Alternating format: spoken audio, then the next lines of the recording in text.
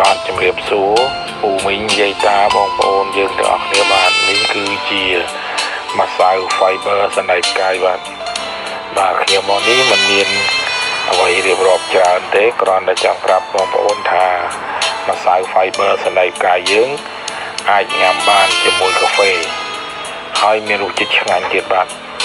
ខ្ញុំចូលចិត្តពេលដែលខ្ញុំទៅញ៉ាំកាហ្វេម្ដងខ្ញុំតែងយកទៅតាមខ្លួនហើយខ្ញុំដាក់ម្ដងពី3ស្ព្រាបាទវាពេលដាក់ចូលទៅក្នុងកាហ្វេវាមានរសជាតិឆ្ងាញ់ដូចជាកាដូងពេលដែលយើង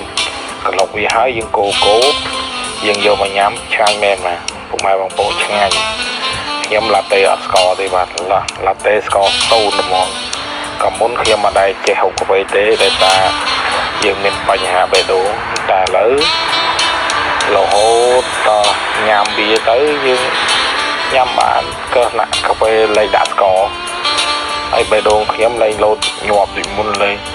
កាលពីខ្ញុំមិនទាន់ទទួលទាន fiber សណ្ដែកកាយពេលដែលយើងញ៉ាំបេះដូងយើងបុបតែឥឡូវយើងលែងហើយបានសម្រាប់ខ្ញុំធូរទាំងអស់គីឡូខ្ញុំក៏បានស្រកគីឡូល្អប្រសើរទៀតបើសិនជាខ្ញុំតមគ្រឿងស្រវឹងទៀតគីឡូខ្ញុំស្រកជាងទៀតតែគាត់ណាចេះតែតមសូវបានជួបជុំសាច់ញាតិបងប្អូននឹងចេះតែដាក់អញ្ចឹងទៅណា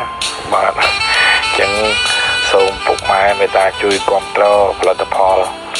បស់ខ្មែរបាទធ្វើ